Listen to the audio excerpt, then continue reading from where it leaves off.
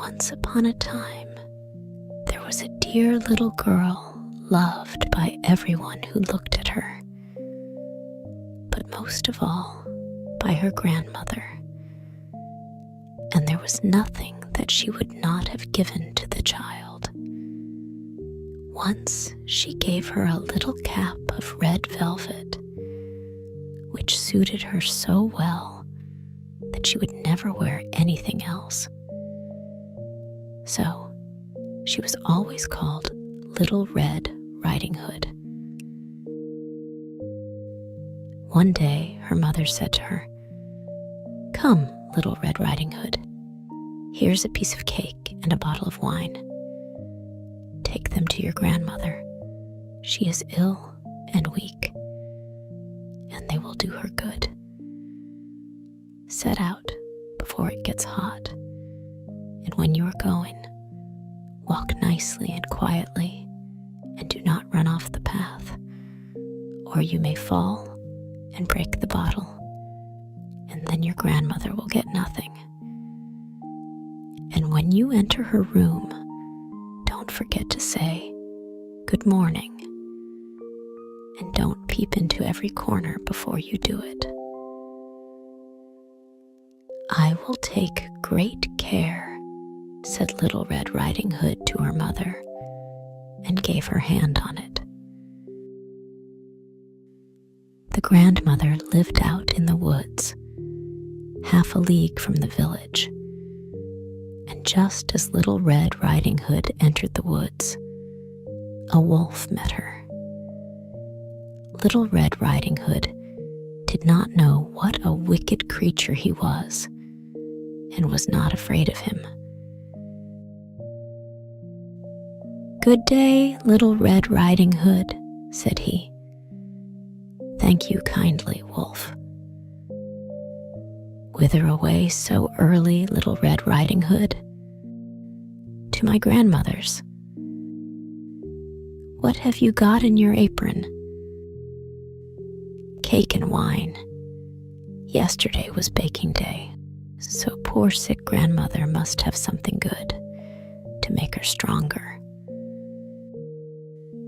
"Where does your grandmother live, Little Red Riding Hood?"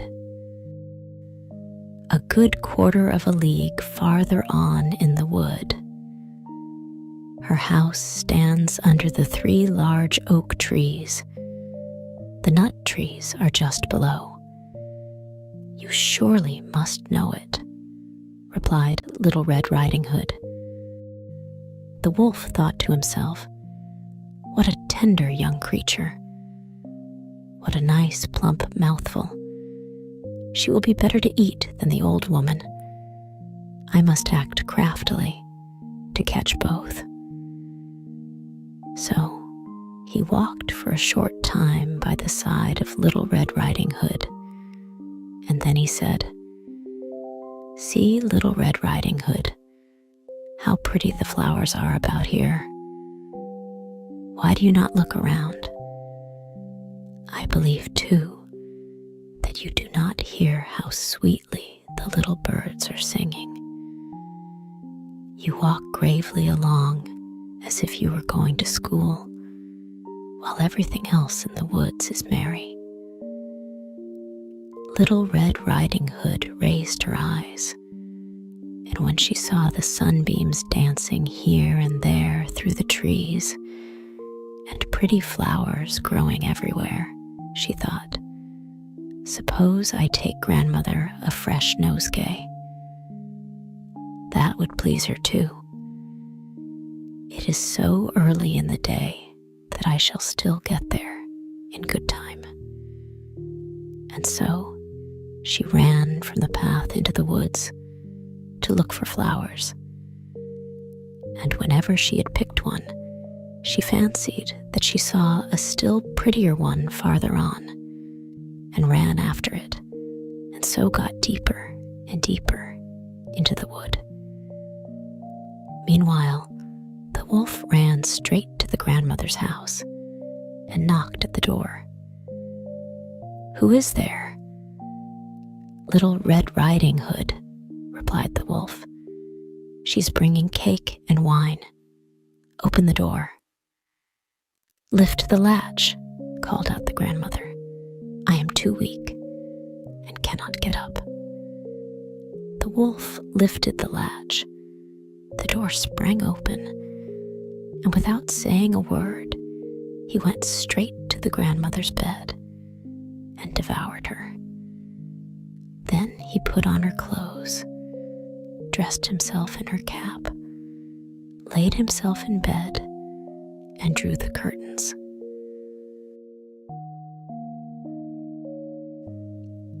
Little Red Riding Hood, however, had been running about picking flowers, and when she had gathered so many that she could carry no more, she remembered her grandmother and set out on the way to her. She was surprised to find the cottage door standing open, and when she went into the room, she had such a strange feeling that she said to herself, "Oh dear, how uneasy I feel today, and at other times I like being with grandmother so much." She called out, "Good morning," but received no answer. So she went to the bed and drew back the curtains. There lay her grandmother, with her cap pulled far over her face and looking very strange. "Oh, grandmother," she said, "what big ears you have." "The better to hear you with, my child," was the reply. "But grandmother, what big eyes you have," she said. "The better to see you with, my dear." "But grandmother, what large hands you have." "The better to hug you with." "Oh, but grandmother, what a terrible big mouth you have." "The better to eat you with." And scarcely had the wolf said this, then with one bound, he was out of bed and swallowed up Little Red Riding Hood. When the wolf had appeased his appetite, he lay down again in the bed, fell asleep, and began to snore very loudly. The huntsman was just passing the house and thought to himself, "How the old woman is snoring. I must just see if she wants anything." So he went into the room, and when he came to the bed, he saw that the wolf was lying in it. "Do I find you here, you old sinner?" said he. "I have long sought you." Then, just as he was going to fire at him, it occurred to him that the wolf might have devoured the grandmother and that she might still be saved. So he did not fire, but took a pair of scissors and began to cut open the stomach of the sleeping wolf. When he had made 2 snips, he saw the Little Red Riding Hood shining, and then he made 2 snips more, and the little girl sprang out, crying, "Ah, how frightened I have been! How dark it was inside the wolf!" And after that, the aged grandmother came out alive also, but scarcely able to breathe. Little Red Riding Hood, however, quickly fetched great stones, with which they filled the wolf's belly. And when he awoke, he wanted to run away, but the stones were so heavy that he collapsed at once and fell dead. Then all 3 were delighted. The huntsman drew off the wolf's skin and went home with it. The grandmother ate the cake and drank the wine that Little Red Riding Hood had brought and revived. But But Little Red Riding Hood thought to herself, "As long as I live, I will never by myself leave the path to run into the wood when my mother has forbidden me to do so." It is also related that once when Little Red Riding Hood was again taking cakes to the old grandmother, another wolf spoke to her and tried to entice her from the path. Little Red Riding Hood, however, was on her guard and went straight forward on her way and told her grandmother that she had met the wolf and that he had said good morning to her, but with such a wicked look in his eyes that if they had not been on the public road, she was certain he would have eaten her up. "Well," said the grandmother, "we will shut the door so that he may not come in."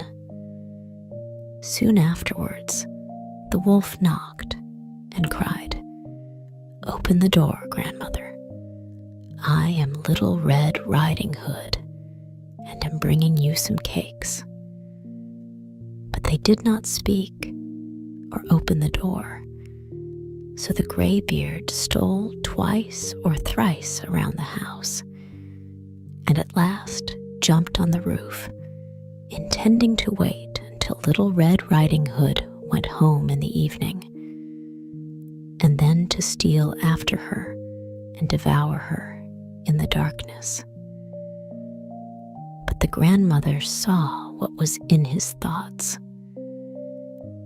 In front of the house was a great stone trough, so she said to the child, "Take the pail, Little Red Riding Hood. I made some sausages yesterday, so carry the water in which I boiled them to the trough." Little Red Riding Hood carried until the great trough was quite full. Then the smell of the sausages reached the wolf, and he sniffed and peeped down, and at last stretched out his neck so far that he could no longer keep his footing, and began to slip, and slipped down from the roof straight into the great trough, and was drowned. But Little Red Riding Hood went joyously home, and no one ever did anything to harm her again